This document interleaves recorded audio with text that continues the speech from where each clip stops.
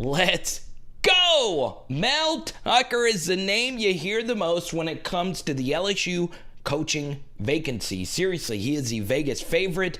There have been insiders on the national and local level that has reported Mel Tucker's candidacy when it comes to this job. And of course, Mel Tucker has coached at LSU before and has quite the SEC pedigree. So obviously, there's another layer and a more serious layer to this race. And we will discuss this without going scorched earth. So obviously the first thing is Mel Tucker. I mean, everybody is saying it, that his name is connected to the LSU head coaching job. And for good reason. Mel Tucker is a really impressive candidate with an elite recruiting pedigree.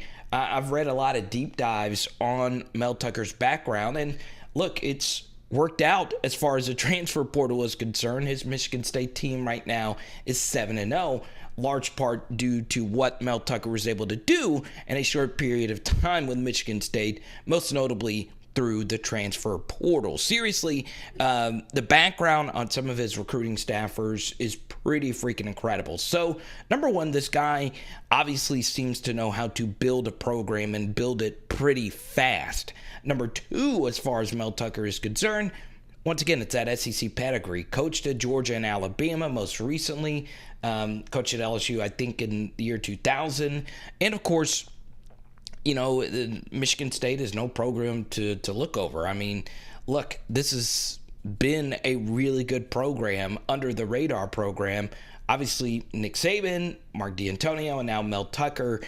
So yeah, it's pretty impressive that Mel has been able to do what he's been able to do this year for Michigan State. And you guys have been looking, at his resume, and it's pretty solid. Now, I will say this. While recruiting is important, I don't believe LSU should hurry up and hire a coach for the early signing period. And I stated all my reasons as to why in the video we released earlier this week down below. But the bottom line is pretty simple. I don't think LSU is going to be able to hire a coach in the next month, or it's going to be hard to even hire a coach before 2022. And the reason why is because a lot of your top candidates are currently coaching contenders, whether that be Lane Kiffin, Dave Aranda. If you want an NFL offensive coordinator, most of those guys are also coaching contenders right now. So understand that this search is far from over, which makes me believe Mel Tucker will not be the next head coach at LSU.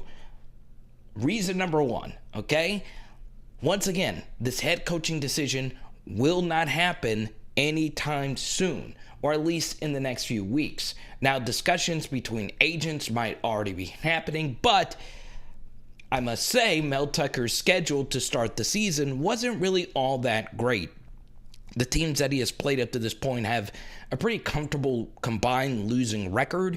And you look at the rest of the schedule for Michigan State, it looks like there are going to be a lot of losses there. Now, if he starts piling up some wins, I mean, my goodness gracious, with that schedule, I mean, that's pretty daggum impressive. Even if you think this is only a one-year wonder situation for Mel Tucker, if he finishes the season with only one loss, that's pretty much one of the most impressive Big Ten coaching jobs you'll ever see. So, yes, I know some of you are saying, well, this is just 1 year for Mel Tucker, and he wasn't great last year for Michigan State, and the year before with Colorado, he wasn't all that great.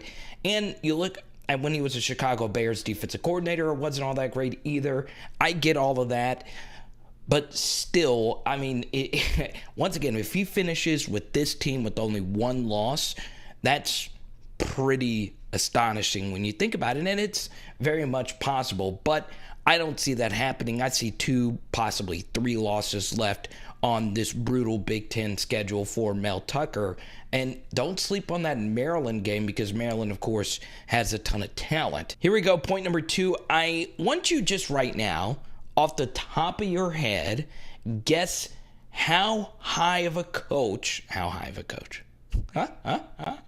Where does Mel Tucker rank on the highest paid coaches in all of college football? Okay, and while you try to make that guess, go on ahead, hit that subscribe button. Guys, thank you for all the support on the channel.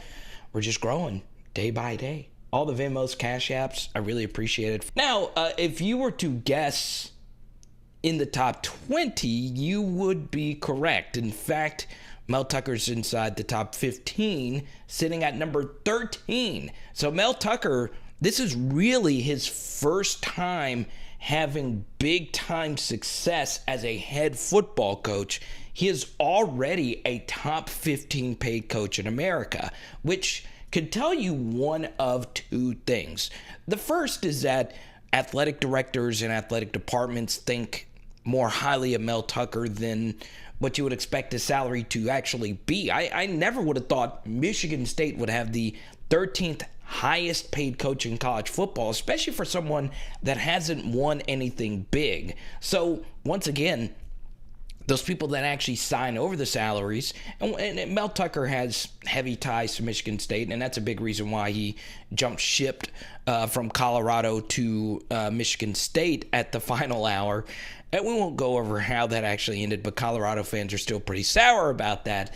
But that is nuts. So you guys have been looking at the salaries, and I don't want you so much to focus on Mel Tucker's salary, but look who is beneath them. I mean, Kirk Ferentz is one of college football's best coaches, and Mel Tucker makes $500,000 more a year than Kirk Ferentz.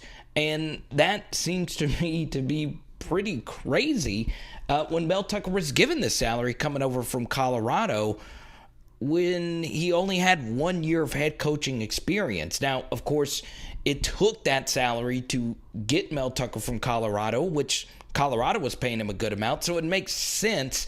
But that's just wild that Michigan State did that in the first place. And obviously he went 2-5 last year, and pandemic year, first year of a program, I think most people would forgive him.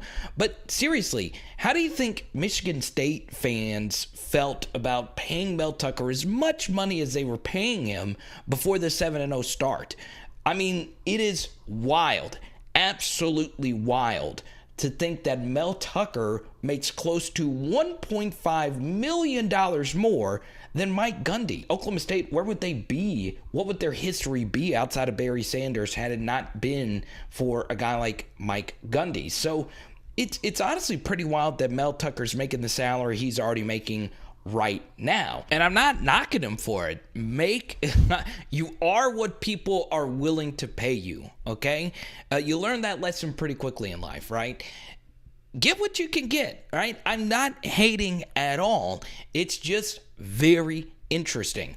And that makes me think even more on two different scales that Mel Tucker will not take the LSU job anyway. The first is, obviously, Mel is a man of principle. He probably feels a deep level of gratitude that Michigan State gave him the contract that he gave him before he ever even coached a game with only 1 year of average coaching experience at Colorado. That's pretty daggum wild. And not only that, they pay his assistants really, really well. So if you're Mel Tucker, why are you packing your bags to go to a job where the expectations is 10 times better than what it is at Michigan State, which, by the way, is a basketball school? So that just doesn't make a whole lot of sense. And obviously, LSU is a higher ceiling job, and I totally get it. And LSU is a place where you can win a national championship. But once again, I go back to this point. Michigan State reached a college football playoff. It is not out of the equation that they do so again. And once again, it's so hard to win a national championship unless you're a top 5 recruiter, and Michigan State doesn't have that ceiling. And Mel's an elite recruiter. He understands that as well as anyone. So understand going to the college football playoff and actually winning it are two different things. But still, there's no guarantee that you're actually even going to do that at LSU. There really isn't, especially considering the SEC is far more competitive than it's ever been. And you can make a case going to the college football playoff is easier to do so in the Big Ten, especially if James Franklin decides to leave Penn State. So that's the thing. I mean, I could argue his current situation with the amount of money he's making right now, would he really want to pack his bags and his family to move to, once again, a completely different part of the country again when he's already making a pretty nice salary? And by the way, even if Michigan State finishes the year like 8-4 or whatever, because of these LSU rumors, Michigan State is probably going to have to bump his salary some anyway. Then you look at this from LSU's perspective. Mel Tucker's buyout is $19.2 million, okay? So I don't know how buyouts would actually work. Contracts have different languages inside of them. So as far as buying out Mel's contract, you would have to do that on top of buying out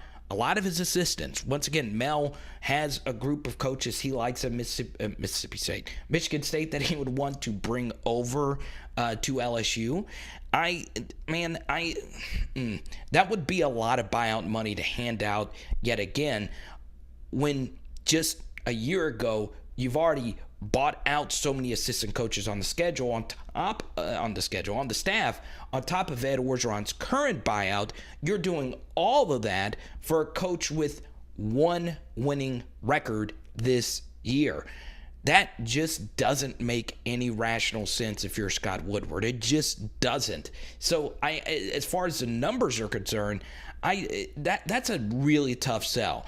So now let's touch on race, right?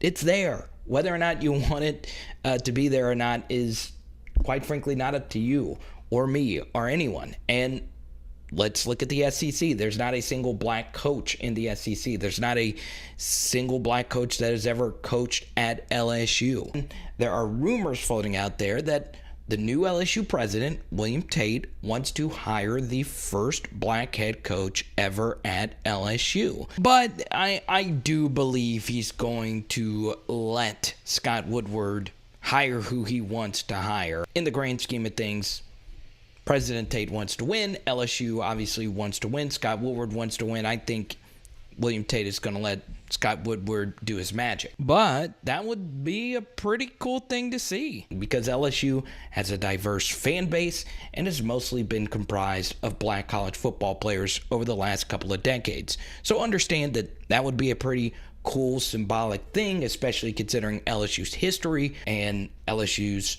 lateness, I guess you could say, as far as integration is concerned in the college football game. Obviously, the legendary story of Eddie Robinson with LSU, and of course, black coaches in college football in general, have not gotten their opportunities. That's just a fact.